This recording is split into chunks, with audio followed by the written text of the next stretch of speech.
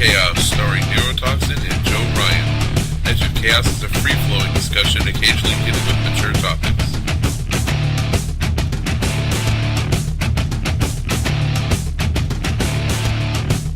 Alright, welcome back everyone to the Edge of Chaos. I am, of course, Joe Ryan, here with Neurotoxin. Oh. And today we want to kind of basically blatantly plagiarize The Daily Show and have Uncle Joe and Toxin's Good Time Syria hoedown. Yeah. To make it a happy story, right? Yeah. Oh, yeah. Super happy. Who knew that 2003 was going to be cool again 10 years later, huh? Who said it was Nerf gas? It's laughing gas, right? Remember when, right? Oh, don't you remember in 03 how fun it was to drumbeat a war and have Donald Rumsfeld and John Kerry and all that come out and say how fun it's going to be? Honestly, we're going to put a dictator in his place. Yeah. Honestly, jokes aside, okay, I'm laughing hysterically at this. I'm seeing this, and this situation makes me happy. Not the nerve gas, of course, being used on civilians. That's totally not okay. But the American political situation. And the reason is, we already saw the old Republican establishment just go down in flames for their bullshit with the Iraq war and Afghanistan. There's a few other things. The economy they got blamed for wasn't entirely their fault, but mostly for that. I mean, Rumsfeld, Ari Fleischer, Karl Rove, the Cheneys, these people are never getting elected again. They are never coming back. Fox has the audacity to put these guys up as experts like Bremer and like fucking Rumsfeld, and let's get their opinion. Why don't we get please let's get Tom Ridge on there. God. And after that, let's bring Saddam Hussein back from the dead, see what he has to say too. Slobodan Milosevic, maybe. What was it that Jon Stewart said? He's like, the same fucking idiots who got us in, who were so wrong about Iraq, or as they're known on cable, experts. That's awesome. I haven't heard that. I have to watch that clip. No, but that's the thing. These guys, they're still on Fox News. It's the one station that still takes them seriously, which, honestly, I don't understand it. I understand that Fox News is, half for profit and half just more of cheerleaders for the Republican Party, but you'd think they'd switch to the modern Republican Party because, hey, those guys are going to their political grave and you're insisting on going with them. They haven't gotten that memo yet, it seems like. And while Hannity has kind of paid lip service to the Ted Cruz's and the Rand Pauls, rest of them don't seem to be that preoccupied with doing the same. And maybe it says a lot now that Hannity's going to be kicked off at 9 p.m. in the next There you go. weeks. And like I said, if Fox News goes bankrupt over this, I'm not going to miss them personally. I'm not going to shed any tears. That'd be a shame, wouldn't it? Oh, what are the comedians and late night shows and Daily Show? Where are they going to get their material?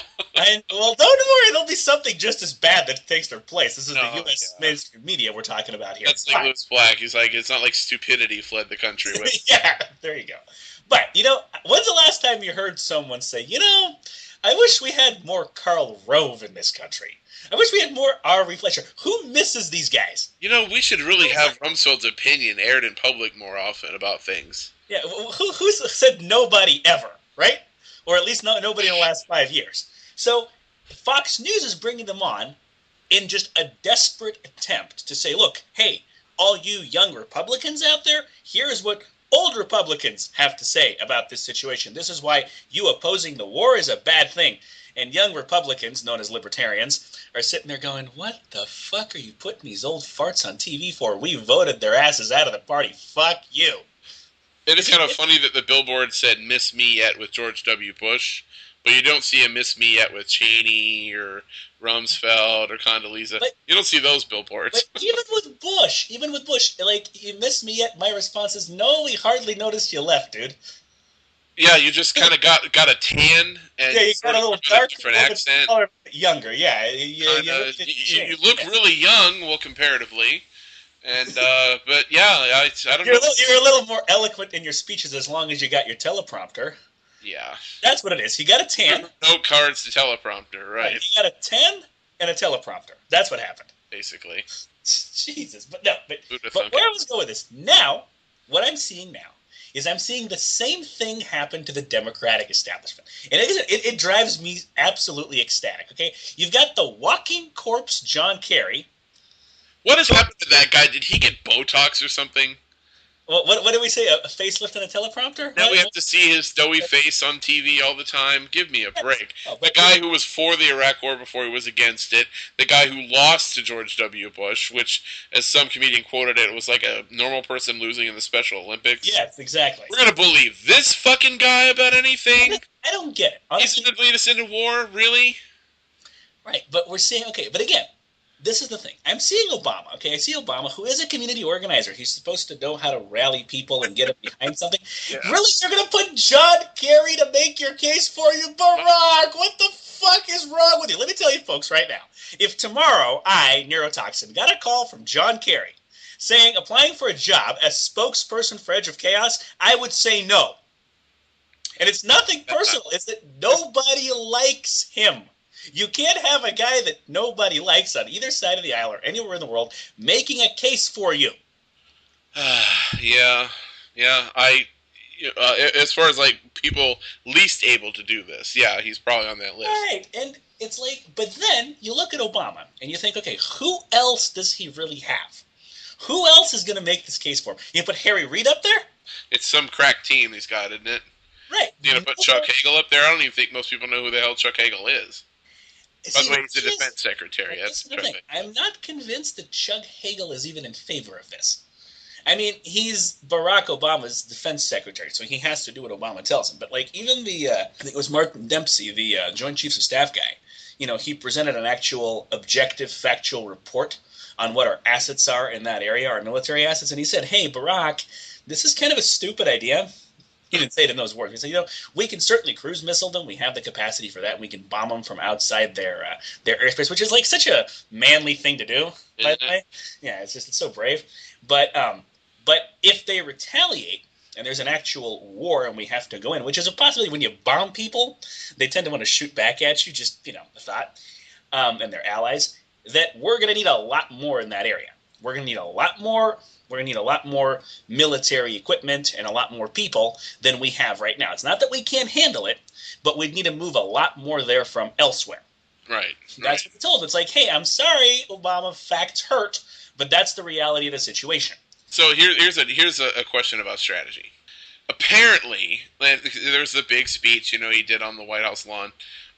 It's going to be limited. It's going to be, it's going to be for a certain amount of time, a set amount of time.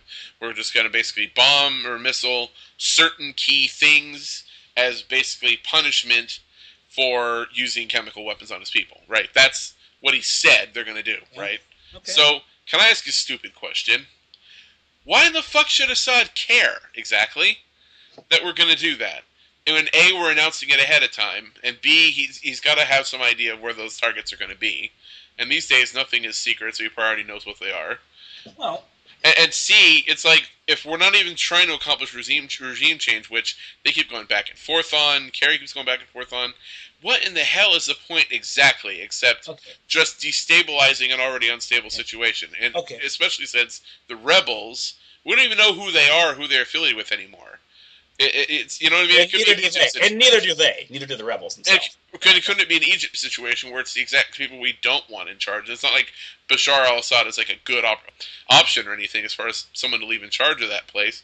But neither is some al-Qaeda affiliated group, And maybe this is a good time to kind of introduce a few facts about Syria that I think a lot of Americans are not aware of. And I'm going to try to be brief, but let's try to talk about this. First of all, Joe, I don't think anyone has the answer to that question, to what we're really trying to do there. And, the whole point of asking for congressional authorization is to get a lot of different viewpoints and to find out what's really going on. I'm thrilled with this, that a lot of Congress people, Republicans, Democrats, both houses, they're saying, look, we're undecided. We want more information. We want more facts. We want to know what the contingency plans are. What are the threats? How likely is retaliation? What is this going to cost? They're basically asking all the wrong questions rather than towing the party line. Imagine that. Wrong from a political perspective and as far as Obama's going, but right for common sense. Maybe that's why we didn't do in Iraq. We didn't ask these questions. Right. Maybe that's why they put that in the Constitution.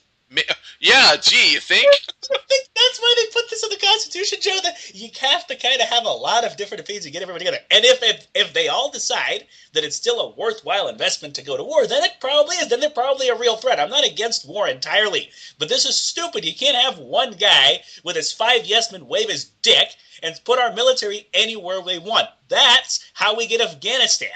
Right. That's just plain. Or Iraq. Or Vietnam. Or Vietnam, for that matter. Look, and how many guys' dicks were involved in that by the end? Like 3 or 4? I mean, it was crazy. Yeah. And they're all in the same beehive getting bigger from getting stung. Basically. And like, if you look at, this is the thing, like, what I'm really liking about this, I'm kind of skipping ahead and I'll go back to Syria in a minute. But what I'm liking about this is I think this is going to be the absolute last time, at least for decades, that a president tries to unilaterally use the military for anything. Okay, Obama wanted to do it. He pissed himself because the opposition, the popular opposition, was so intense that he knew that if he did it on his own, he could do it on his own and it would happen. But Congress would rebel and he could very well get impeached. I mean, the hearings would start the same day. People are so tired of this presidential dick-waiting. And it's not specifically Obama. It's been going on since Truman, really. Yeah, since Korea, Vietnam, Grenada. We haven't Nicaragua, all these. And we haven't won a war since World War II. Are we aware of this? We have. It's not a good batting average. We've tied a few, but we haven't won any. Yeah. We tied any. I mean, even like Nicaragua or Grenada, these limited engagements, it didn't cost us a whole lot, but we bombed them, and the insurgency was still there, and it still lynched our puppet government, and those places are still the same clusterfuck that they were before. So it didn't cost us a lot, but where are the gains? Right. And not only that, okay, Vietnam fell to the communists. So what? Did anything bad happen? Did communism sweep the globe after that? No. No. Nothing. The worst case scenario happened and nothing bad resulted from it. You mean a bunch of underdeveloped countries stuck in the 18th century falling to some crazy extremist regime isn't going to spread to the rest of the world, Joe? And not to say, okay, okay, maybe nothing bad happened is a little much, because, if you ask, actual people who live there, they might have opinions one way or another, but the point is, that's their country.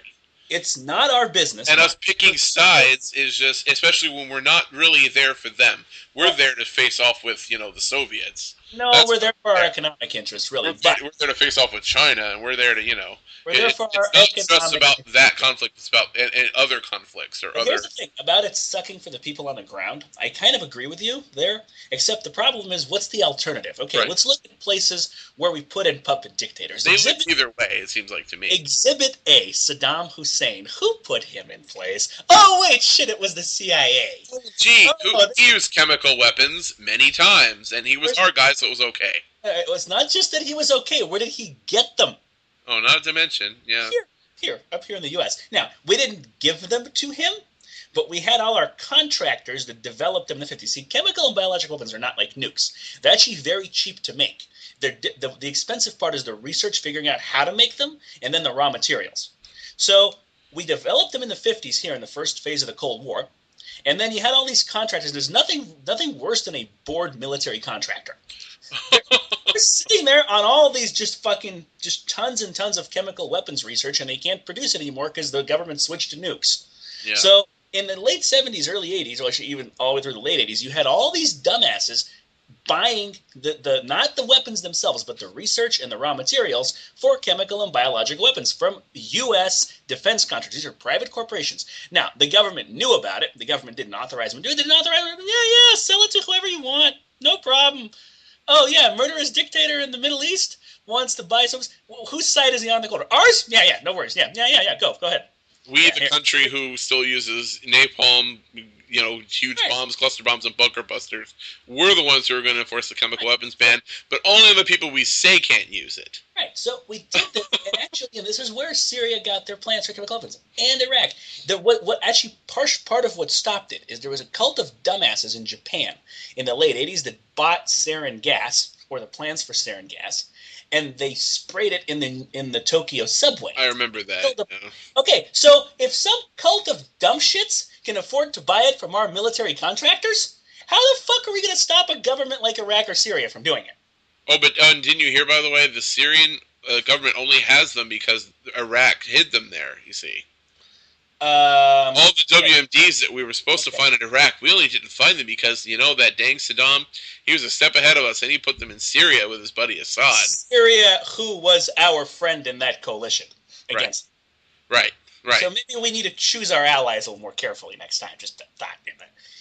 Come on, really? That's what the Hannity and some of his crazed fans in the Congress think, yeah. Oh, God. Were the communists involved in this, too?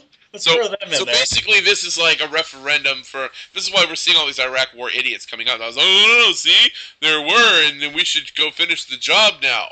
It's a different country. Doesn't it say a lot that they're going to these extremes to get this war to happen? These people. Oh my lord! It's desperation. Throwing anything against the wall to see if it sticks. Anything. It's not sticking. It's a Teflon wall. It's not happening, and that's what makes me happy. Is it's not happening. So let's go back to your question, Joe, about why we're going there. Now, I'm not going to get into right now the geopolitical importance of Syria and Israel and Lebanon because that's just going to that's a whole other show. That's more of an educational show. It's going to be too much. But I can tell you the real reason to strike, the real reason for cruise missiles or whatever else, it's basically trying to level the playing field for the rebels. We're not actually going in boots on ground, but the targets they take out, think about what Obama's saying he wants to take out. He wants to take out air bases and rocket bases. Now, allegedly, so Assad doesn't have anything to launch his chemical weapons with. Why don't you just take out his fucking chemical weapons, if that's what you're worried about? Well, one, we don't know where they are. But more importantly, this is what we did in Libya. I was just going to say, and that went so well. Well, it depends on what your objectives were. We leveled the playing field. We took out Gaddafi's ability to fight the rebels, so the rebels came into Tripoli and lynched him. Right. So if we do that here, I think Obama is hoping that's what will happen to al-Assad, is we're going to take out Assad's capability to fight the rebels because most of his warfare is being done via the air and via rockets because no one really wants to die for him. but the rebels don't have those kind of capabilities. So, that's why it's a stalemate. You have the infantry and the militias hiding in the towns and the cities, which are difficult to take if you don't have infantry. But they're constantly raining bombs and rockets on them, so you can't get closer to the cities that Assad still controls. It's a terrible situation for the people on the ground, don't get me wrong. So the U.S., Obama specifically, and along with them Qatar, Saudi Arabia, those countries, not so much Europe anymore, they're looking for any excuse to level that playing field, not to go take out Assad themselves, to help the rebels take him out. Now, if the rebels go in there, there's absolutely nothing they could do to Assad that would give me an ounce of sympathy for him. Not a drop. Right. There's nothing that could happen to that guy. Yeah, we're not pro-Assad here, by the way. But that guy needs to go. Okay. And if he gets lynched, he gets lynched. Right. No one's shedding a tear for that guy. Like I said, I would raise a glass for the guy. Good. You got exactly what you deserve. No problem there. But then what? Right. Then what do? Okay, we did this. Now, Russia may not have Assad, but they have other people in Syria that they want in charge, again, for geopolitical, for economic reasons. And then you got Qatar, Saudi Arabia, Iran, Israel, Europe, China, possibly. All these countries have vested economic interests. And if you look historically, they're not exactly good at sharing them. They're not going to be like, okay, United States, we're going to agree on someone with you that we're going to put it as a puppet dictator. No. Everyone's going to have their own asshole in Syria, and they're all going to keep killing each other, just like that's what's going on in Libya. Exactly. And that's what brought us Benghazi, because it's a complete chaos, complete lack of rule of law, and this militia snuck in that was an Islamist militia because they hate militant Islamists in Libya. Libya is very pro-U.S. They don't like these fundamentalist al-Qaeda assholes there. But they managed to get in and give us Benghazi because it was such a mess. But Syria is not like that. There's a lot of sympathy for al-Qaeda in Syria. And there's also the Shia, which are sympathetic to Hezbollah, which is a different side. So do we really want to stick our dick in that beehive? Like, I don't get it. It doesn't seem advantageous at all in our case. And really, and I was reading about some history of Syria. I mean, there's a lot of it I didn't know. Wasn't basically the Assad government kind of the result of Russia's meddling long ago?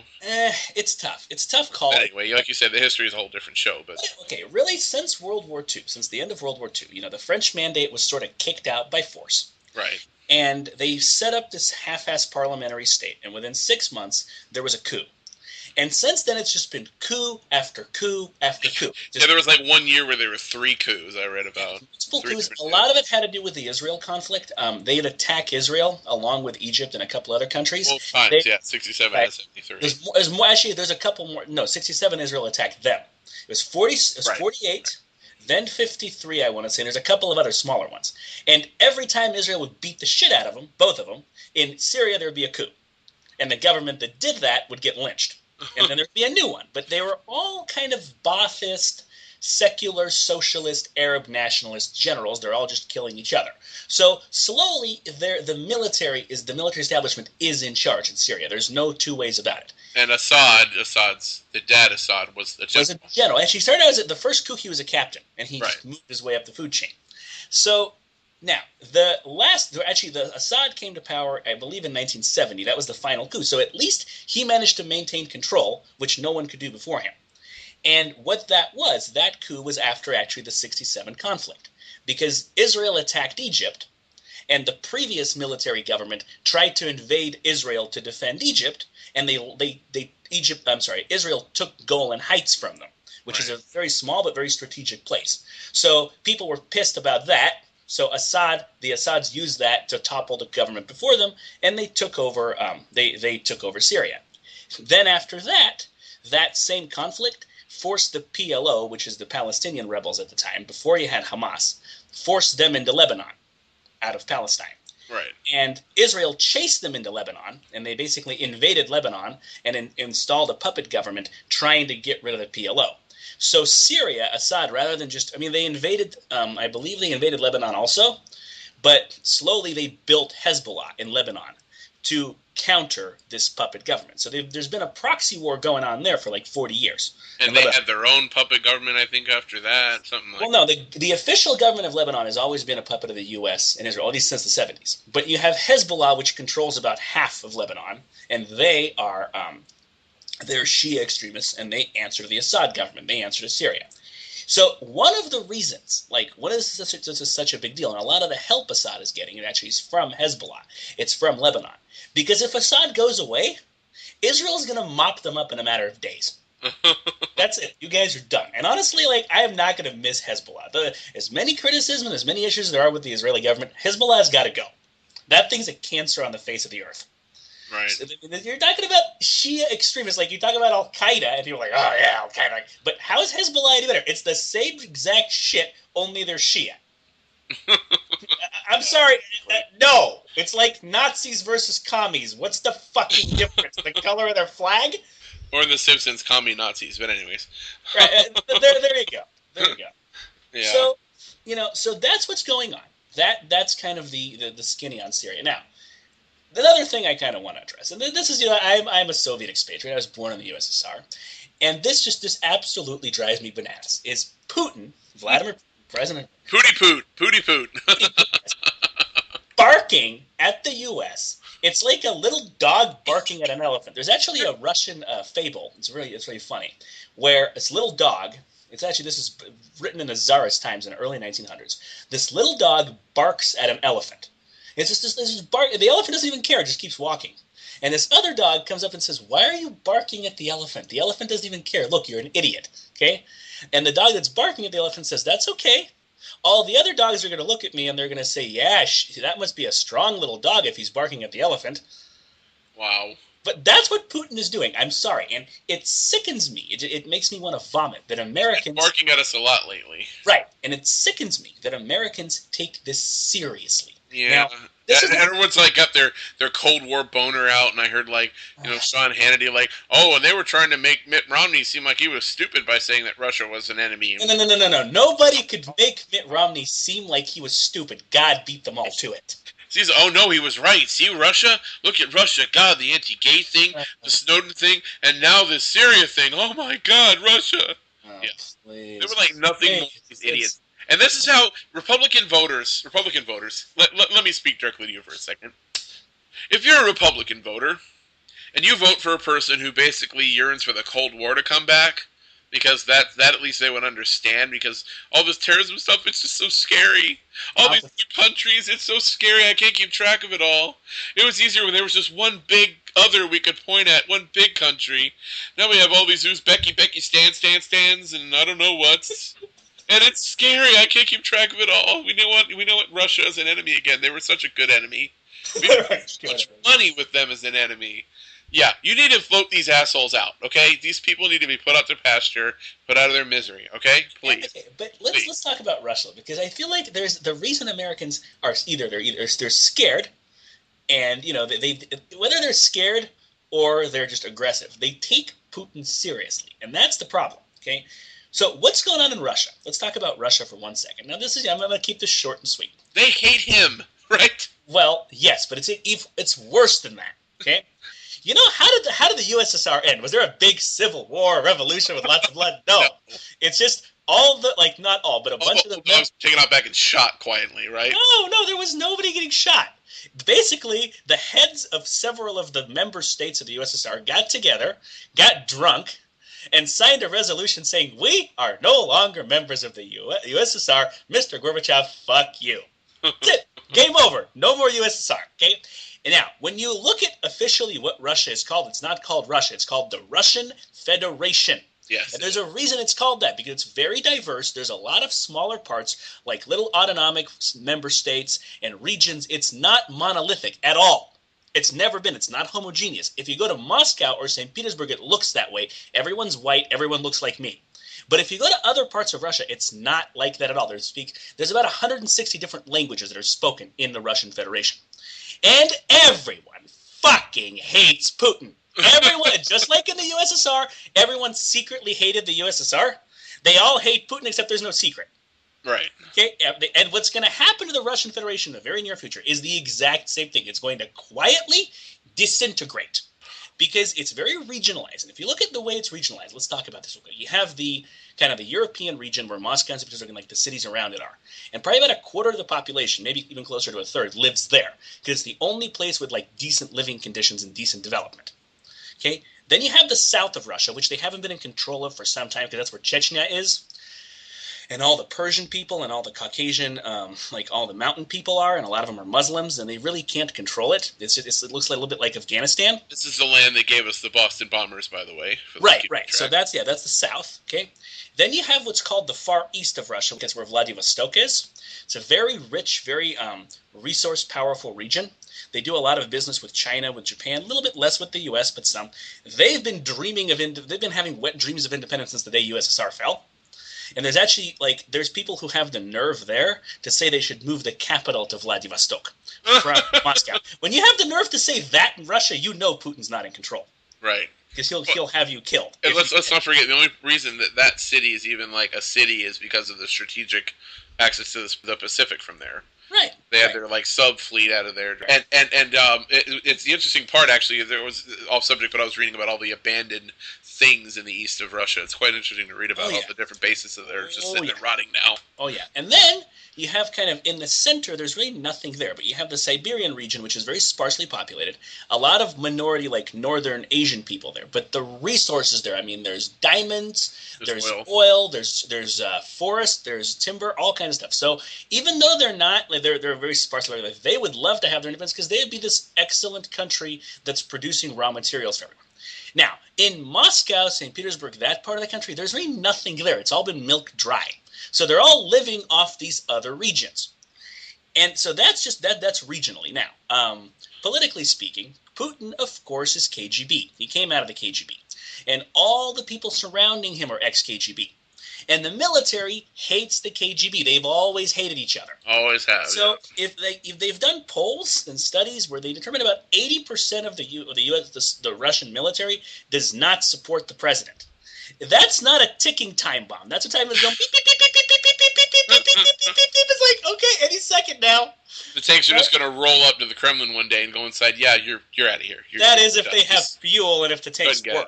If the tanks are not too rusty. Can't they just stop drinking their vodka and just pour some of the vodka into the tank? Essentially, right. So what I'm saying is, Putin is not going to order the military to fuck with the U.S. Like I was talking about this with a friend of mine yesterday. Even something as simple as, hey, shoot down the cruise missiles that they're shooting into Syria. And the general on the other hand is like, whoa, Vladimir Vladimirovich, how much have you had to drink today, sir? You understand? You're asking us to engage in military action against the United States. You understand what you're saying, right, asshole? No, put the bottle down. Listen to me. Because yeah. there's no way they're not doing it. They already hate him. They are already very dissatisfied with his policy toward the military. They would love to lynch him. They're a very, very delicate balance between the two. And if he orders them to go to war, the only place they're going is the Kremlin. To string him up by his balls from the Kremlin wall to the fervent cheers of everyone in Moscow. Yeah, like everyone's going to shed a tear for him. Right, yeah, no, they're going to shed tears of joy that he's finally fucking dead. That's how much everyone there hates him. It's like no one with a brain in Russia likes Putin. The only people, there's people who don't like him and there's people who don't care because they're on the periphery in the small towns and all they do is drink. It's not for this show, but I was always curious. I got to read up more about where he came from. Seemed like he just kind of came out of nowhere. But actually, I know where he came from. He was KGB. He's actually from St. Petersburg, same city I'm from. He was stationed in East Germany when all that went to shit and when the wall came down. And then he came back and he just slowly made his way. Like he was in the St. Petersburg government first, and he moved his way up the food chain. And he became Yeltsin's. He was his last prime minister before he became president, because Yeltsin had a bunch of them. But that's a different show, like you said. So there's all this imbalance over there. Some of the things that have happened in Russia recently, you had massive protest marches in the last election in 2012 when Putin was getting elected president again. Now, there was really nobody running against him, so it's obvious he was going to win. But when he won and he became president, the idiot Western media is like, oh, you see, he won. No, he didn't. He cut his losses is what happened, because the Russian parliament they had a 2/3 majority. His party, United Russia, had a 2/3 majority, and it scaled back to like 52%. And then he got to a point. Some people call him Tsar Putin because of the way he's established the infrastructure. So all the regional governors and all the mayors of major cities and all the people in major political positions, all of them were appointed under him. Like last time he was president, and then under Medvedev, imagine if the president were appointing the governors of every state and major cities in this country. That's what we're talking about. Yeah. And part of that election, to basically keep there from being a violent militant revolt, popular revolt, he scaled back on that and said, okay, they're all going to be elected again now. So they pulled back on a lot of the tyranny and a lot of authoritarian to stay in power. Now, he managed to stay in power, I'll give him that. But now people are actually electing their own governors in these regions. And if you think they're going to elect the governors who are going to kiss Putin's ass, you might be a little mistaken. You might want to reconsider your position on that. It's kind of like keeping remortgaging your house over and over again. Eventually, there's no more equity left. You have nothing to stand on, right? One last piece here, and this is, people kind of miss this because, again, they're not familiar with the geography of Russia. So this winter, the Winter Olympics are being held in Russia. Sochi, yep. And that sounds great. Oh, yeah, where better to hold the Winter Olympics than Russia, in right? Russia, in winter. Russia in winter. I can't think of a better place to travel at a time. Yeah, no. For the Winter Olympics, though, that's perfect, right? It's winter, it's cold, snow, right? True. Wrong. Google map Sochi, where it is. And I did. It's on the Black Sea, correct? Yes. If we, in the U.S., if we were holding the Winter Olympics in the U.S., you would think, okay, Alaska, Utah, someplace, Minnesota, right? Which it's happened in Utah, yeah. But this is like the equivalent of holding them in Hawaii. Why the fuck would you do that, right? Would you have plenty of cold places to hold it? Because it's loyal to him, maybe? It's showing off is what it is. It's really expensive. They're making a bunch of fake snow. It's also a resort. So the idea is people can come. They can be in the resort, which is nice and warm in the winter, and they can swim in the Black Sea and all that. And then they go up in the mountains where it's a little bit colder, where there's a bunch of fake snow, and that's where they're holding the Winter Olympics. That's actually kind of what they had to do in Vancouver last time, by the way, because it was warmer than they planned. Yeah, this is not warmer than they planned. They're just basically making a huge fake environment. Now, Mr. Putin needs to call the Prime Minister of Greece and find out what happens when you get yourself neck deep in debt, or even London, even Britain. He needs to call and find out what happens. This is ridiculous. Greece is a way better example, though. No, Greece is tiny. I think Britain is probably more comparable. Really, China isn't that bad an example either. They're just bigger. They could swallow it up easier. So that is going to, not because of the gay protests against it, but because of the economic side. That's going to fuck him up. If you look at what's going on in Brazil and all of the protests against having the Olympics because they're having to cut social services and all these problems, but they have tons of money to spend on the Olympics and on the World Cup. Same thing is going to start happening in Russia, only there's no democracy. So the only way to protest is to go lynch people. Right. So on top of everything else that's going on, the possibility of a war where the military would lynch him and all the regionalism and all the political problems, now you've got this huge problem. You've got this, hey, we're going to hold these super expensive Olympics that are not going to bring in any money and put us neck deep in debt, but we can't afford to pay our war veterans from Afghanistan, from their Afghanistan war, or from Chechnya. But we can't afford health care for our elderly, which are still on government health care. Mr. Putin, I think you might need better political advisors. I'm not volunteering myself or anything. I do speak perfect Russian, but the living conditions in Moscow just don't really suit me. Maybe you should ask Edward Snowden to recommend somebody. You see what I'm saying? So the reason Putin's barking at us, it's desperation. If he needs to make himself an enemy, he needs to point his finger and blame someone for all his problems. He's hoping to restart the Cold War. Not that he actually has a capacity to fight it, but that people will get behind him and say, oh, you see, our president is standing up to those damn Americans that are causing all our problems. Now, is that going to work in the age of satellite TV and the internet?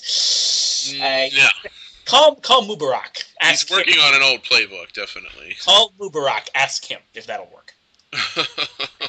Here's the thing. Okay, here's now, hopefully people understand why he's barking at us. Now, why is Obama's response so ridiculous? Because what he's doing, he's bending over for him. He's not bending down. He's still doing whatever he wants to do, but he's trying to negotiate with him and say, Mr. Putin, look, logically and reasonably speaking, Assad did this, and we have to do something. Now, as much as I disagree with him, why are you trying to convince Putin? It's like trying to teach a dog how to read. It's not happening. The other side of it is the Sean Hannitys and the Don Rumsfelds saying, yeah, those fucking Russians, we need to be aggressive. They're like, no, that's even worse. The only reasonable response by Americans to Putin is we don't give a fuck what you think. We don't need your permission. We don't care about your opinion. We don't care about your approval. We simply, it's irrelevant. Putin's opinion is not up for consideration. That's the only reason, because they don't have the capacity to actually fuck with us. But if we give them the time of day, that actually empowers Putin back home, back in Russia, possibly. That's the only thing that can empower him. And as much as I despise George W. Bush, I think one thing he got right, like you said on the last show, even a broken clock is right twice a day, was that the U.S. government is not answerable to the UN or any foreign government. We don't need any of their fucking permission to do anything. Who the U.S. government needs permission from is its own people and each other. Congress versus the president versus the Supreme Court. That's the idea, is internal accountability. The UN says you shouldn't. I don't give a shit. The UN did not elect the president. I did not elect the UN. Fuck them. I don't really see this. I hear this argument all the time, but I don't get it. There's nothing behind it. It's just this presupposition, oh, we're all one big happy world, and we're not. No one else lives up to international standards. Russia doesn't, Iran doesn't, Israel doesn't, Syria doesn't, China doesn't, no one does. Well, I think the UN thing is a great idea in theory, but yeah, you're right. When Russia is a permanent member of the Security Council, we can't get anything done, and the only reason why is because they just happen to be on the right side of the World War II, not any other reason. Right. And they shirk every international agreement there is possible. So if we're living up to them, we're just putting ourselves at a disadvantage. And that's actually just a good time to transition to talk about our own politicians a little bit, because this sickens me. I'm hearing this from a lot of Democrats, actually, in Congress, the congressional Democrats that have come out in support of intervention in Syria. And the most common argument among them is, well, this is an international agreement, there's an international accord that you're not supposed to use chemical weapons, and they used chemical weapons, so we can't let that go unpunished. So we're the world police. We are the world police then. Honestly, that's part two. That's my second problem. I agree with you, but my first problem is, who the fuck cares? Yeah. Who Well, not to mention who's gonna international? smack us on the nose with a rolled up newspaper when we do the same shit? Oh, you mean for cluster bombs? Yeah, we have right, which is just as against the international law as fucking Let's nerve gas is. talk about this a little bit.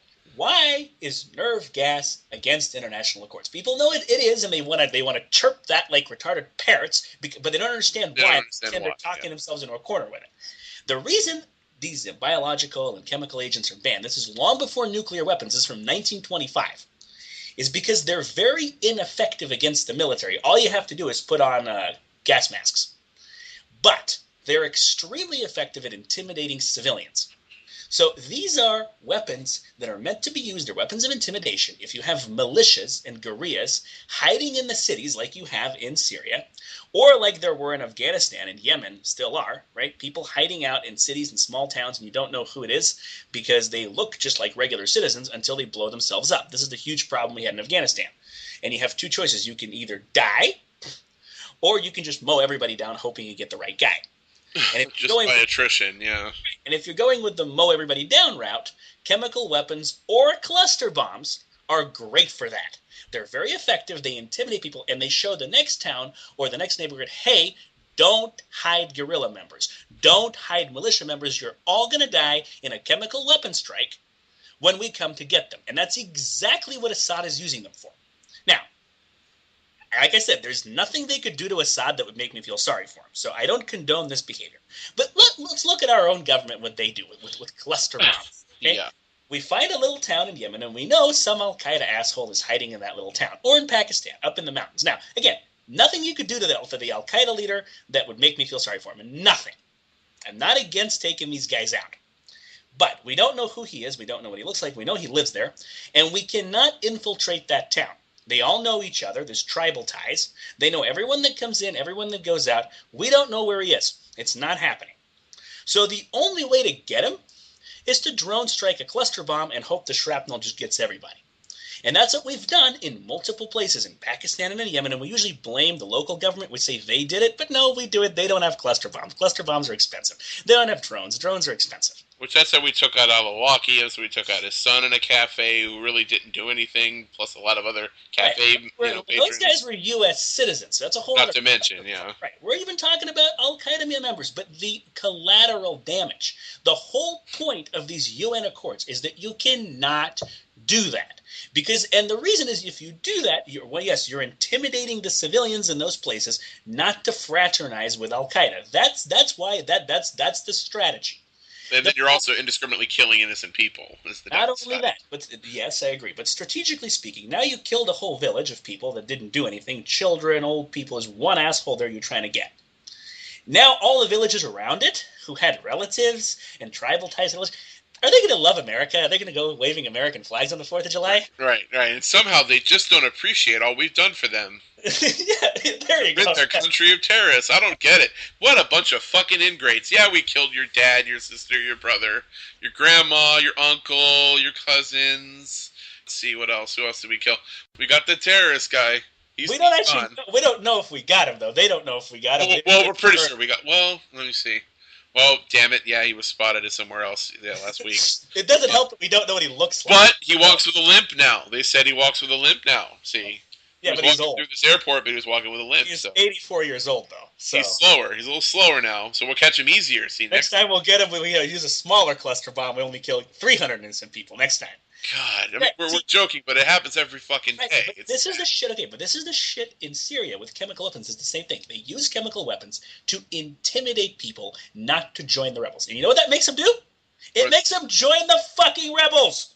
Because then the rebels say, see, they're indiscriminately killing women and children. Right. Fuck this guy. And the rebels would totally do the same thing. They're just as bad. They would just as easily use chemical weapons against Shia neighborhoods that are harboring, and at this point, pro-Assad militias and Hezbollah. The good news is the rebels don't have chemical weapons. And that's a huge consideration in Syria, too. If we fuck over Assad and we cause complete chaos, all those weapons that are there, no one's even going to know where they are. The only people that know where they are Assad's top generals, and they're going to get lynched, and I'm not going to feel sorry for them.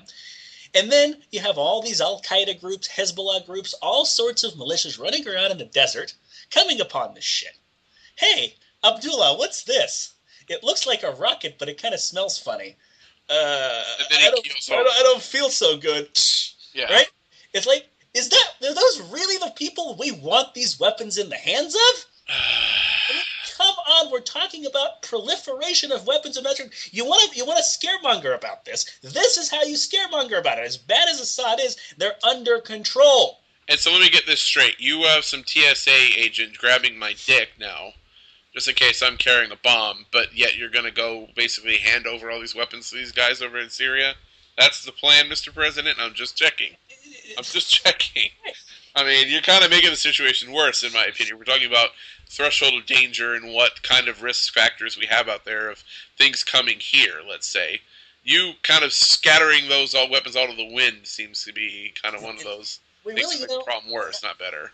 and I think a big reason there's so much opposition to this is we have a very large class in this country now of Iraq, not even so much Afghanistan, Iraq vets, Marines and Navy and Army Americans that were in Iraq that are veterans, even if they're not disabled, even if they weren't hurt, they saw what's there and they know what a clusterfuck it is and how stupid these invasions are. And as far as WMD, Saddam did have WMD. He didn't have nukes. He had biological weapons, he had chemical weapons, and they were basically stored in silos, and he had no way of delivering them or using them.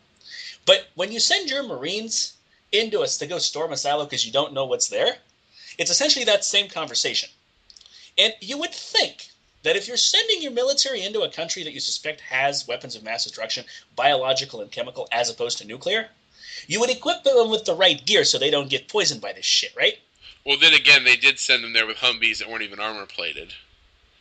Right, because it's not like they use explosives or anything. And they planned on a war, yet they didn't plan on how many fucking bulletproof vests they were going to need. Yeah, well, planning was never Bush Jr. Of course, this is Bush Jr., like I said, like Loose Black said, they were watching the hurricane hit New Orleans like it was a movie. There you go. It's not funny, though. So we actually have a pretty large class of veterans in this country that are disabled by chemical and biological agents they were exposed to in the Iraq War. Because it was there, we didn't know where it was, we came across it, it blew up in our faces, and now they're over here suffering for the rest of their lives because they've been poisoned by this shit. A lot of it's not lethal, but they were poisoned. Now, if our own military and our own intelligence is not good enough to neutralize this shit and find it when we send in our guys and they still get poisoned, what fucking chance are these militias gonna have? And not to mention, we're not sending boots in the ground, so we're saying outwardly that we're not going to be there competing with these guys trying to find this shit. Basically, we're not going to be, Well, yeah, there's no competition. People running around. Get poisoned by the sarin gas, right? Well, I guess that's the one upside if we're looking for silver linings here. But yeah, I mean, let's not forget, what the fuck do we think Gulf War syndrome was? Probably. Right. Well, give me a break. In '91, right? Yeah. But let's talk about why this is not such a great idea. Okay, one of the reasons in Afghanistan that there's so much hatred, both against Russians and against the U.S., and this is no one remembers this.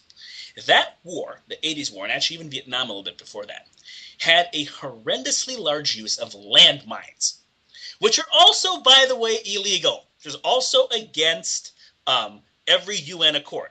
Oh, yeah. You want to look at statistics of how many people die from mines every day in this world? Because landmines are the gift that keeps on giving. Years, decades. See, right. So you plant a bunch of landmines, then the war is over, and you can't tell the landmines, okay, you guys are going to... Hey, where was that map where we put all the mines? Yeah, that doesn't work. Right. What are you talking about? The map where we put all the mines. How are we going to find them? Oh, Jesus. Hey, Stanley, didn't you have the map? I thought Carl had the map. Yeah, exactly. I don't have it right now, but just don't go over there. Don't walk there, right? Well, it'll be fine. It'll be fine. Just don't go over there. Right. Well, people do walk there, and they've had for decades people having their limbs blown off and having their children get killed by these landmines, and they're not aware of the Cold War, and they're the fucking Americans and those fucking Soviets planted all this shit and poisoned our land. Okay, now you're going to have the same shit happening in Syria with chemical weapons. You're going to have shit blowing up, poisoning people, poisoning agricultural land, people getting sick, epidemics, and it's all going to be our fault. It's going to be our fault, and it's going to be the Russians' fault. And we're going to have the next generation of terrorists and the next generation of insurgents and militants that want to end all Western life and all life in Eastern Europe because they're angry that someone in their family got killed by a sarin gas leak that we left there. Right. It's just this Right. is just the implications of this. It's like, how can anybody think this is a good idea from a strategic point of view? It's like it's like you're sticking your dick in a wasp nest at this point, not in a beehive. You're just gonna have it chopped to shreds. What was it? I can't remember. Was it 4,000 or 1,400 people that were killed in the chemical weapons attack that were going to maybe invade over? 1,400, It not was 14. 14, right? 100, yes. 14, including like 400 kids. Every 15 minutes in this world, somebody is killed or maimed by a landmine. Let's just crunch the numbers on that. Right, yeah. That body count. Take to get to 1,400, yeah. And yet, it's the chemical weapons of these 14 that we're pissed off about. So, it's just out of proportion. So the moral of the story, the moral of this exchange here, is that we have absolutely no fucking business whining about the use of weapons that are against the UN Accords. It's a fucking joke. We don't, because we do it all the time. A. Right. B. Who the fuck made us the police of it? Where, the whole thing, oh yeah, world police, like the movie, Trey Parker and Matt Stone made. How is that not completely true when we're going to go to war to enforce an international law that we don't follow? That none of the other major members of that same international body are willing to do the same. Like, if you take a roll call of who's actually going to maybe be standing shoulder to shoulder with us in Syria if we decide to go there, it's like France, and that's it. Are we? And yeah, because France has such a vested interest there too. Remember, it's the French mandate. And let's talk about the politics of this real quick. So wait, hold on, Joe. So we're not getting the monkeys from Palau this time? No, apparently the monkeys. Even the monkeys don't want to go there. They're shit for some reason. Every time someone comes from our delegation comes over to try to talk, they all start throwing their feces at them. Who let the PETA into Palau? That's what I'm tell these monkeys not to fucking join. Who did that? In Iraq, we had a platoon of monkeys, and each one of them had a hand grenade in his hand. God. Now it's just Vladimir Putin with one hand grenade. Anyway, go ahead. You were saying? So the politics of this is pretty fascinating. So let's go to England. Let's go to merry old England real quick. It was funny. I don't know if you caught it. I caught some of the, let's call it spirited debate in Parliament in the House of Commons when, David Cameron went to the podium. That was high comedy, wasn't it? I wish they'd done it like the way they used to 300 years ago with rotten cabbage and tomatoes involved. He would have been covered in an entire farm field's worth by the end. He'd have been reeking of shit walking out of there. You have the guy from Scotland get up. Oh, I do not think this is a very good course of action here. And then you have the woman from Cambridge, and I do not believe this will be a very good. They got shouted down, and it was pretty interesting how universal it was. And that was basically like a masterpiece theater version of what's happening in the actual Congress right now. Well, if they weren't on fucking vacation, of everyone just getting up. And what's interesting is all of the people that are for it, or on the all 12 of them, are the people. All 12 of them, yeah. They were for Iraq. It's like the Dianne Feinstein Democrats are for it. Okay, Dianne Feinstein specifically, that woman she needs to fucking go. Yeah, she has turned out, checked out written all over it, doesn't she? Right. And the problem with her, in my opinion, and again, we have viewers or listeners that'll disagree with me, but the problem with her, interestingly enough, she actually has a different point of view. She's not saying international accords and all that shit. She's not touting the Obama line. She's being emotional. She's saying, oh, those poor children. And you know what's fucking scary? She means it. So she's Reverend Lovejoy's wife. Right. And yes. Please think of the children. Yes. And the same thing she did with the gun control. Yeah, I was just going to say that, yes. There were some people that were in favor of gun control, that were in favor of that law, and they thought it was terribly written, by the way, the ones that were intelligent about it. But they said, there are some issues, there are some things we could fix, there are some policies. At least they had some argument for the policies. I don't agree with them, but they had arguments. She didn't. She was just crying about how she was the one that found Harvey Milk dead. I'm sorry, Miss Feinstein. That's not an argument in favor of gun control. There is. There's a shelf life on that. Not to mention, that guy was an adult who shot other adults with a legally owned gun. Let's not forget that.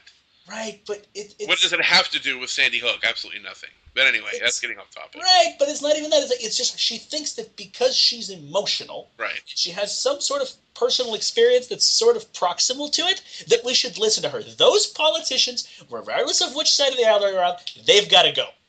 That's not okay.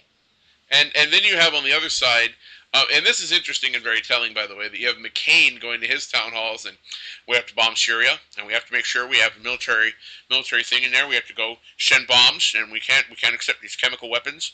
Okay, so by the way, let's roll back. Oh wait, Can we please just drop him into Syria out of a plane and get it over with? let's roll back to oh wait real quick.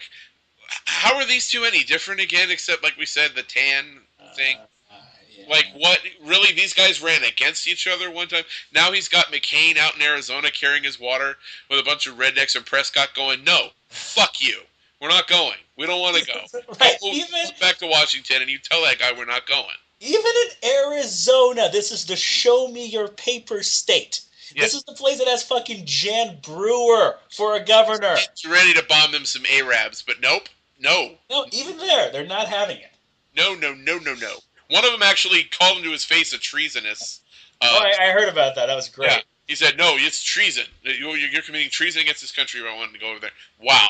Yeah, this guy's going to be, by the way, taken out for a nice retirement next time out there. Yeah, I don't think he's going to run again. I think he's done. But he's old, I don't think it's happening. But he's got 2 more years left. And his little boy toy Lindsey Graham too. Like he's actually, I think he's going to get toppled in a primary because South Carolina, that's the state where Jim DeMint is from, or was from. Yeah, it's not a place for Lindsey Graham. No. But, so it's interesting to see.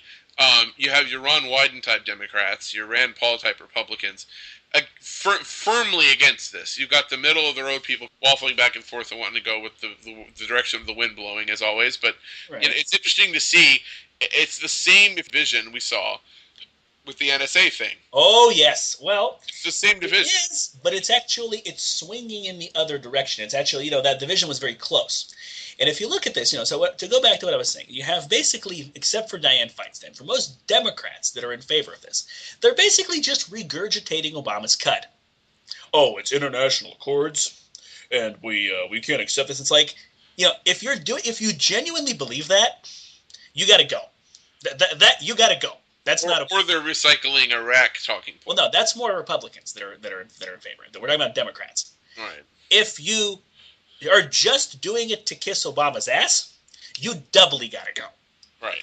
And a lot of what sickens me is a lot of the Democrats that are in favor of this are from California. They're from South California, in my opinion, because they're bought and sold by military contractors, because those are very strong here, even though they're Democrats. But now, Republicans that are in favor of this, and if you look at, you gotta love the list of people that are in favor of it in the House. Okay, you got John Boehner, Speaker, Eric Cantor, Majority Leader, his number 2, Mike Rogers, Chairman of the Armed Services Committee, is it, or some sort of defense committee? I forget the exact name of it. Peter King, Chairman of the Homeland Security Committee, and Chairman of the Batshit Insane Caucus. Yeah, him too, which is like him and 2 other guys, but yeah. And then you got, then like Mike Pompeo, there's a few guys. And their rhetoric is basically what you're saying. Those damn terrorists. We got to get them because terrorists scare terrorists. These guys, if you point at an Arab-sounding country and just say, yeah, we want a bomb right here, they're like, okay. Terrorists. Well, because of, no, I don't care. You had me at bomb Arab. I'm good. I'm good. Yeah. You had me at those 2 words. Right, but if you look at who these guys are, beyond that, the Republicans we're not talking about now, they're in favor of it, they're basically all the Republican leadership. So all the leaders, they're the Speaker and the Majority Leader, and then the chairs of the appropriate committees that have to do with this. And all the other Republicans are like, fuck you, we're not doing it. And they learned their lesson with NSA, because if you look at like traditionally far-right Republicans that are relatively fiscally conservative, but they're also very socially conservative, they're very far-right on abortion, gay rights, all that kind of stuff. The Michelle Bachmanns, Steve Kings, those kind of Republicans. And, the Libertarians have a love-hate relationship with them. They kind of split 50-50 on the NSA thing. But now they are very much swinging toward the Justin Amash, Heels camp, Massey camp. Like Michelle Bachmann actually came out very strongly in opposition to Syria, to the intervention. You would think, Michelle Bachmann is not who you'd expect that from, right? But she actually said, there's no way I'm voting for this. And she voted against Amash on NSA. Which is interesting, because she doesn't even have to worry about her next election, because she's decided she's not going to run. So she's doing... Whatever will we do without Michelle Bachmann in Congress? Well, like we said, I don't know what the late night hosts are going to do for jokes, but anyway. Right. Exactly. I mean, I'm still not a fan of her. It's audacious in the extreme for these retread Iraq assholes, A, these Congress people, senators that were around for that, B, who are now pushing this, Obama, C, and all the rest to be pushing this so And soon after Iraq. isn't Sean Hannity's, and yeah. It's only And been 10 years, and then, like you said, you have this massive population of vets. What do they think is going to be their opinion? After 10 years of stop loss, of bullshit trying to get the fucking supplies they need over there, of not having any semblance of a goddamn mission, some kind of course of action they're supposed to take. Just, no, basically walk around with your American dick in your hand, and everyone will just respect you. they'll respect you with mines and Those bombs. things get them, Yeah. their friends, their everyone they know blown up over and over again. You know, record high suicides, the clogged up shit. And look how great Iraq is doing now, by the way. And now we're seeing the bonuses paid to these hospitals that were fucking just letting people drop dead. I mean, it's sick in the extreme, and yet they expect every time they still think if they go back to that well, start beating that war drum, that we're all just going to fall in line again. You know what? It's not happening. And if you look at Iraq, look at the outcomes. Iraq is very similar to Syria demographically and politically. Look what's going on in Iraq now. Look, there is no central government, the one we left in charge, who are interestingly enough Shia. They hardly control a 20-mile radius around their palace. It's funny how that's not on the news, right? Oh, well, why would we want to hear about that? How badly that's gone now. It's completely gone to shit, and it actually influences Syria because it's basically one giant war zone, both those countries. Yeah, this is what happens. You stick your dick in a hornet's nest. Yes. So, but to go back to what I was talking about, politicians. So that's the Republicans. Now, if you look at Democrats that are in favor of this, yes, there's a few younger ones that are just trying to tout the party line. But if you look at leadership, okay, Pelosi, okay, I never know how to pronounce this guy's name, but is it Steny Hoyer from Maryland? Yeah, he's her number 2 guy in Congress. And then a bunch of the ranking Democrats on those same committees. So what you have is both parties waving 2 middle fingers at their own leadership that happens to be together on this. Do you see a future for either of these political parties, Joe? Because I don't. Something tells me that these quote-unquote leaders won't be leading anything for very much longer. Yeah, they're going to be. It's like they're going to say, "Hey, let's all march into the pit of fire," and all the parties are going to say, "Excellent, you go first." They're all done following. No, we'll be behind you. Yeah. You're our leaders. You go first. Lead by example. We'll follow you. Right. And then when they're all done following into the pit of fire, then they're Justin Amashes and your Ron Wydens and Bernie Sanders can turn around and say, "Okay, now that those assholes are out of here, let's talk about where we need to go as a country." It's an actual debate amongst actual principled politicians. I'm liking this because politically it's just not working for the old establishments for either of them, no matter what. It doesn't seem like it, no. It's just not happening. And, in Britain, they have an easier time with this. In the UK, because if Cameron decides to order an airstrike or something, despite no parliamentary approval, he's done. The next day, he's not prime minister. Because the way their system works, people leave the coalition and there's a new election. He's finished. In the US, they'd actually have to impeach Obama or wait for the next electoral cycle. That takes a little bit longer. He has a little more breathing room there. But he's not that stupid. He's not going to do that. So, like I said, it makes me happy that no matter how hard they push this rhetoric, and the other thing is the news and the media. The mainstream media compared to 2001, 2003, they just don't have the control and the manipulation power that they did back then. They just don't, because there's so much alternative media.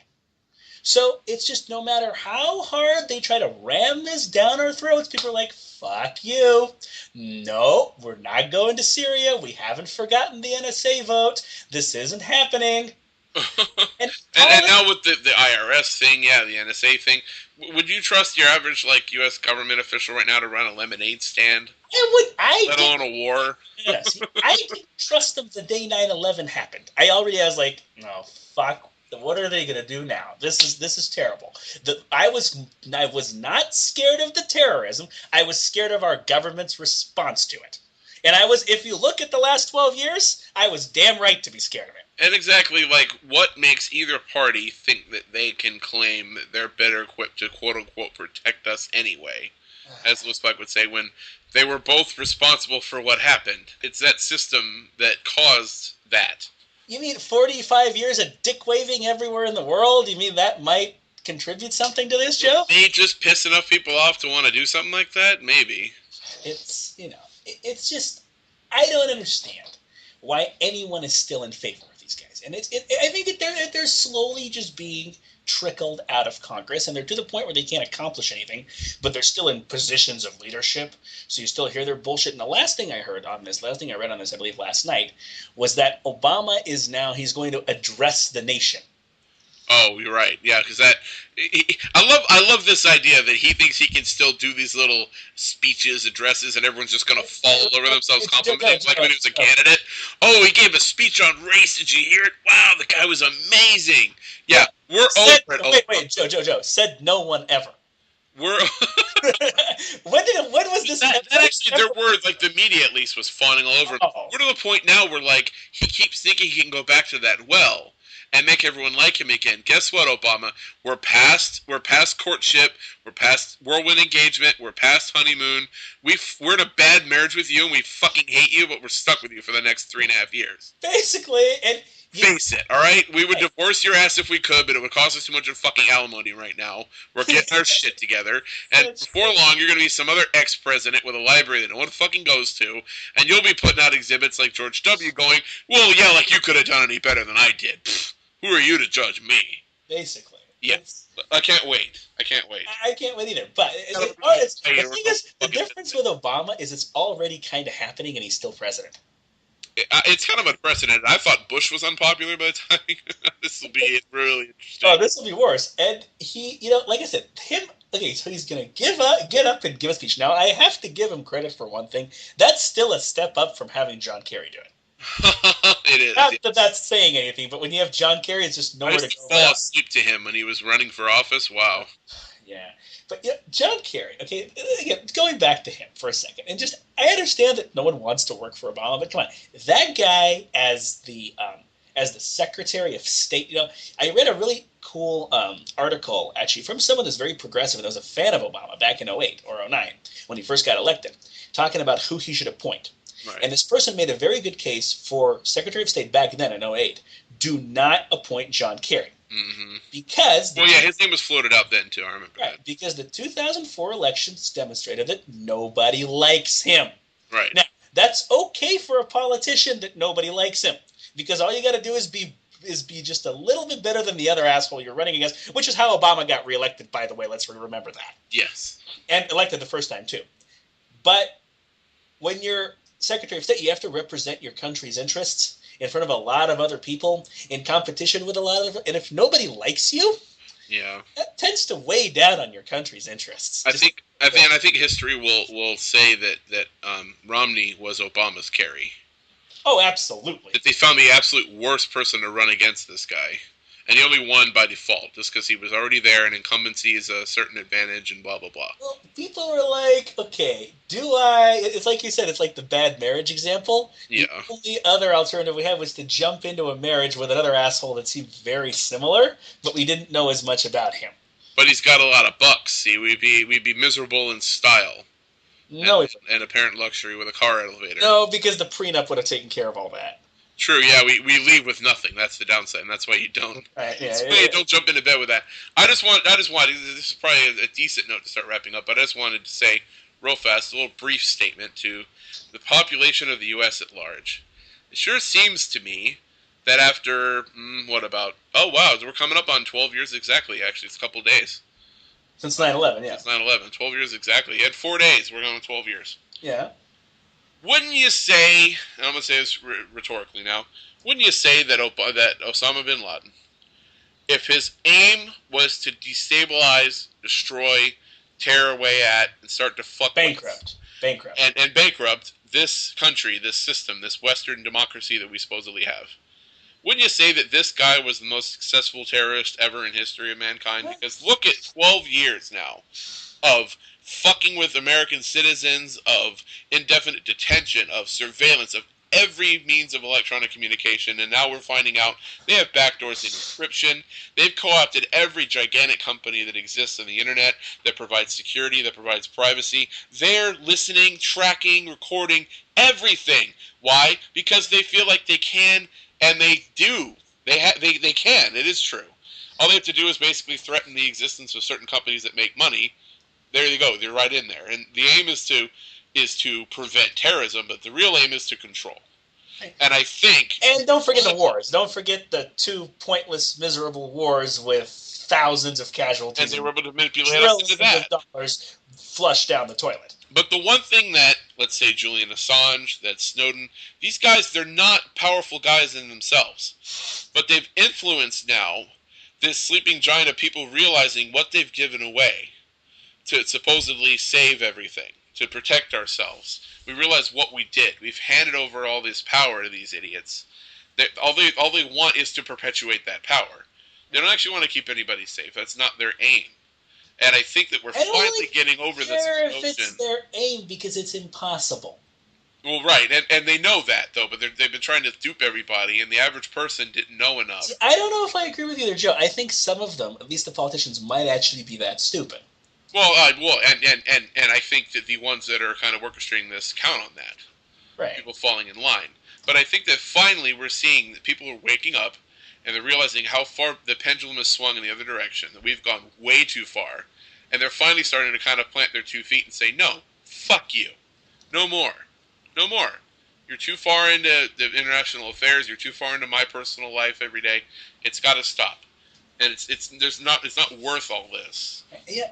What I'm seeing, and again, this is where we get into predictions and prophecies, as we do usually toward the end of the show. And what I'm seeing with this economic situation, which is also tied to it, because we kind of bankrupted ourselves with the war. It's not just about government borrowing money. That's part of it. But also, wars cost resources, fuel, labor force. You got all these guys over there fighting the war, so they're not over here having jobs. And then they come back maimed. Labor costs. Right, and healthcare costs. Thank you. Right. So all this stuff, okay, that stuff drives up the costs of living. And then you fall into a massive recession because people can't afford anything anymore. That's what we had happen with this, okay? So economically speaking, what I'm seeing now, where the Tea Party or the far right or New Republicans, Libertarians, call them whatever you want, versus kind of the, it's always kind of been there, but the left fringe of the Democratic Party, the Ron Wydens, even the Bernie Sanders, the John Conyers, whatever, where they come together is before we decide where we want to go as a country, we have to force these defense contractors out. They have got to be cut out of the economy. We're not basically handing over all the resources to them to build weapons that don't do shit for us while everyone else starves. That's where you and I have a huge point of agreement. Them, yes. And the police state, the TSA, Homeland Security, they can all go back to fucking shoveling donkey shit like they're qualified to do. Which is just another war. It's another silent war against our own people, basically. Right. But what happens, I'm talking from an economic perspective, because I'm so sick of hearing. And let's not even talk about how much that costs, by the way. Oh, yeah. But see, that's exactly... And that's off the record. That's not published. I want to talk about it, because this is important. Because we have this right-left paradigm where libertarians will go head-to-head with the left, or even like I've gone with Republicans on this, saying, oh, well... how are they going to reach agreement? Because I've been saying for a while that the far right and the far left are going to come together and they're going to become one party. And people are like, well, they don't agree on anything economically. How are they going to divide up Obamacare? How are they going to divide up food stamps? How are they going to divide up handouts? I'm like, you know what? They don't need to. Because they have the NSA and they have the military contractors. It's all about the framing and the narrative. If you actually take all the issues in this country and you try to line up which parties on which side of the issue, you're not going to be able to do it. It's whichever issue is uniting them at the time. And with the NSA and with this Syria bullshit, the establishments of both parties have given the Justin Amash's exactly what they need to destroy the party system. Because in the two-party system, you're going to have more than two views on everything. You're not going to have strict partisan politics. And the parties are dying because this issue, both these issues, the domestic surveillance and the military contractors, are so divisive for both parties. So when we have the budget battle that's starting now, that's going to get started this week, what's going to happen is the budget debate is going to revolve around that. Do we know how much this shit would cost, this Syria intervention, or a potential war afterwards? Do we know how much the NSA costs or the TSA, like you said, Joe? Right. Those things are not part of the budget debate. Oh, the budget debate is all about Obamacare? Oh, it's all about the stamps? Maybe, just maybe, the only reason it centers on those things is because it's convenient for both establishments to keep the parties together. Once you make it about the NSA and the TSA and the Syria, all of a sudden you have no partisan control. None. And what's interesting is, yeah, the Fox News types have been spending weeks before this Syria thing started up, the few weeks before that, talking nonstop about defunding Obamacare or government shutdown, or should we or shouldn't we, and blah, blah, blah. And basically the Republican establishment admitting that they'd politically be shooting themselves in the foot to do that, but that they might just do it anyway because they're that stupid. I don't think I think that's dead and buried. And interestingly enough, Obama was trying to get on that boat too, not about Obamacare, but he wants that fight, sure. Right, he was going around giving speeches about reinvestment in the economy and stimulus and Obamacare and education. It's like, hello, stuff. Yes. Yeah. Hello, Syria. Hey, Mr. Obama, Syria. No, I don't give a shit. Syria. So it's just this is going to eclipse what we think of traditionally as a domestic economic battle.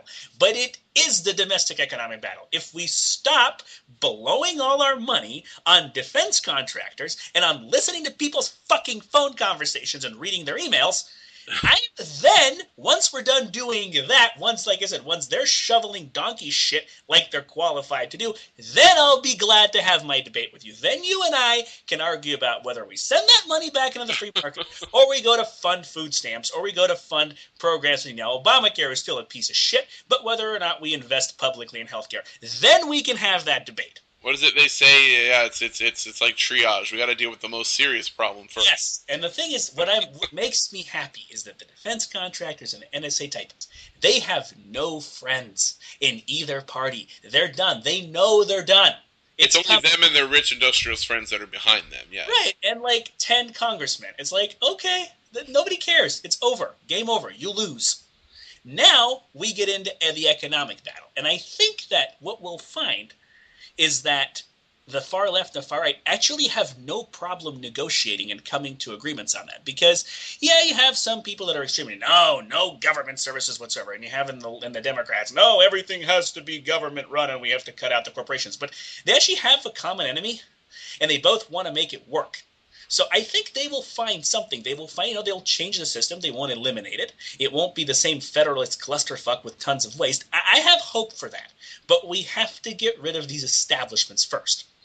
Because they're too old and crusty, and they have absolutely no concept of accountability to the people. Just, well, we say so, and we're John McCain and Barack Obama. Like, get the fuck out. Leave. You're not dead yet? Really? Go away. Looking at him or at John Kerry, you could have fooled me. But and did you see, by the way, when they were doing their little committee hearing, when Kerry was arguing his Syria case, John McCain was playing poker on his phone? Dude, if I ever had to listen to John Kerry talk, I'd probably be watching porn on my phone. But, I mean, what better way to show it's this kabuki theater, people. You think they're listening to what he's saying? They're not fucking listening to what he's saying. They probably discussed what it was he was going to say the day before in their country club. That's over true. A couple of glasses of brandy. Are you fucking kidding me? There you go. Yeah, but I loved how, Rand Paul, actually, he asked him, one or two questions, and Kerry just went off on a tirade, and Rand Paul sitting there That's probably the one guy that is paying attention to what he's saying. But these establishment assholes, they're not listening to him. No, they aren't. They have a script, and they're following it. That's what's going on. Right, this is the same thing they've done forever, since Korea, since Vietnam. But it's not working, because people are watching and they're like, yeah, he's tantruming. The walking corpse is tantruming. We got a tantruming zombie on TV, but could make a movie about this, but he's not really saying anything. Well, I think that's interesting because you go 40 years ago, all that people knew about a war is what was published in the newspaper. Yes, or on TV. On TV. And that's it. But now it's like like you said, like we were talking about before in a previous show, people have, all these connections, and they might know people in the region, or they could directly ask people in the region questions on internet forums. You can't pull the wool over people's eyes anymore. But I can go to my favorite coffee shop here in San Diego that I won't name, and there's people that work there that are refugees from Syria. that left after all this shit started that can tell me what's really going on. You think I'm gonna fucking listen to John Kerry? Right, right. Come on. He talking about how Assad is Hitler, who 4 years ago he and Teresa Heinz Kerry were having a nice little dinner with Assad. Oh, that's what happened to Hitler. That guy. That's where Hitler went. Kerry should know how bad he was because he totally went to dinner with him and he only left 10% tip for the waiter. What a dick that guy is. I know. Let's listen to Kerry's opinion about it. Well, it's like there's that picture of Rumsfeld shaking hands with Saddam Hussein in the early 80s. Yeah, who still had like the remnants of the chemical warheads he nuked Kurdistan with on his hand when he shook it. Yeah. No, this is before he nuked him, actually. But still, like, they're like both smiling from ear to ear. And then 30 years later or 20 years later, you got Rumsfeld tantruming about how he wants to get this guy. Donald, you want to get him? Just call him. Invite him out for a beer. And then just stick it back at the base of his skull. Yeah, how hard is this? No, you don't need to do that. Just like you want him to stop. Just call him and ask him to stop. He's your friend. You're on a first name basis with him. You're not fucking fooling anybody. Hey, Saddam, just cut it out, okay? All right, okay. All right, fine. Just for you, Donald. Just because we're old friends. No because it's you, all right. Not because the U.S. said so, but because it's you, all right. Yeah, essentially, it's pathetic. I mean, how short do they think our fucking memories are? I think it's pretty short, and that's the sad part. It's not working for them. And now these pictures can circle the globe in a matter of seconds. So it's inconvenient for them. The information age has made it very inconvenient for those old ports of the military-industrial complex to stay up. Well, didn't John Kerry say, like, a few years ago, this thing called the internet makes it very difficult to govern? Oh, I'm sorry, John. I feel so terrible for you. Now, fuck off. Oh. It's like I said, I'm liking this. I'm positively surprised. I thought we would bomb Syria, and then there would be this political backlash against it. But no, the backlash happened before we even did it, and now Obama just cannot collect a shit. He just can't, no matter what he does. First of all, now the whole debate is about Syria, and he's on the wrong side of it. If he talks about Obamacare or the economy or public education, he's got some friends there. He's got some people who, at least in theory, agree with him, and they think the Republicans are the bad guys. But once you get on Syria, if you're for bombing Syria, you got nobody.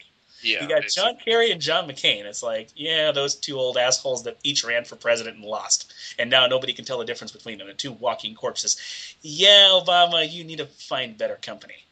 Basically. Well, I think that's a good note to wrap up on, except we do have a major announcement, folks. I, Neurotoxin, have acquired a full-time job working for the Tony Styles Show, which is going to be nationally syndicated as of next week. And you can actually get more information on that at Tony Styles' website, www.tonystyles.com. That's Styles with an I.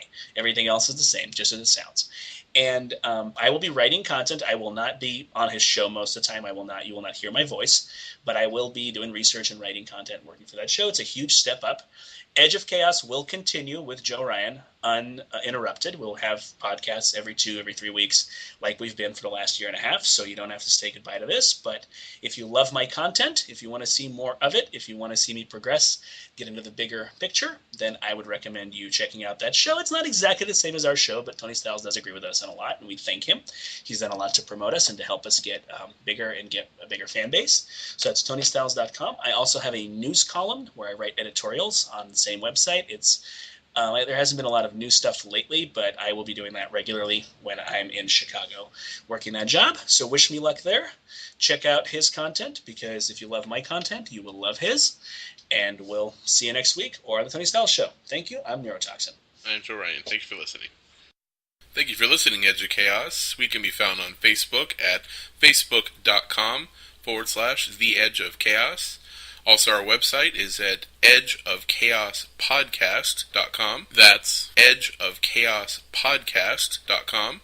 Neurotoxin's blog can be found at neurotoxins with an S, FYG.blogspot.com. My blog is joeryansworld.blogspot.com. For Neurotoxin, I am Joe Ryan. Thank you for listening to Edge of Chaos. It's an amazing, I've never seen anything quite like this administration. It is the first war that I know of that we are having the discussion that we should have had before the war, afterward.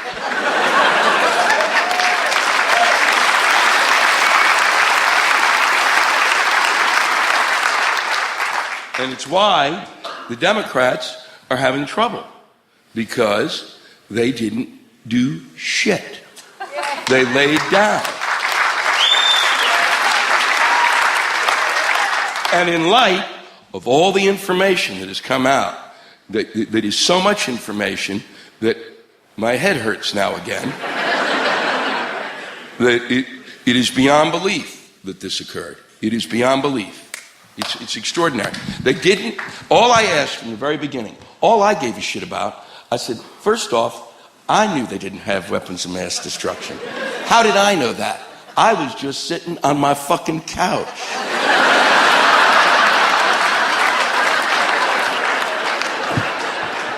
Well, you can't be sure. I wanted to go, trust me, you fuck. How did I know more than the CIA? That's almost impossible. Except the CIA seems to be filled with guys who wanted to be weathermen. Just give me a shot. But the thing that was really ridiculous, they didn't have a plan. That was the thing that kept bothering me. They kept saying, we're going to go in there, we're going to install democracy. Well, that was how? What, are you going to give them all civics books and they're going to have to take a fucking test? How could they not have a plan? And how could the Democrats not have asked for it? And just said, that could have been, that's all you had to do. What the fuck are you going to do? How do you not ask that question? But the bigger shock is that they didn't have a plan. Even I couldn't imagine that. I kept thinking, well, they must have a plan. I mean, even when, we were drunk last night, we got here.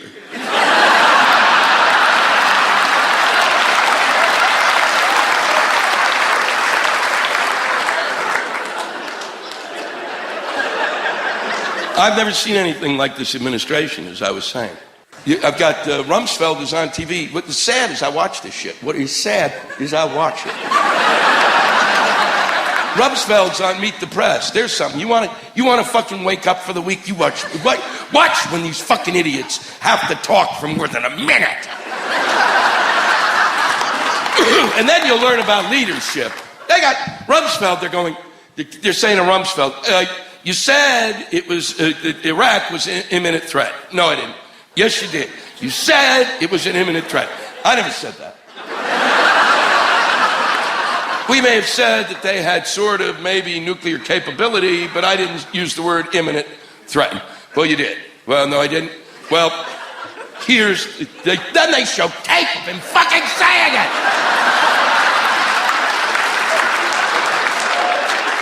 And then he says something like, well, you didn't really know what I meant.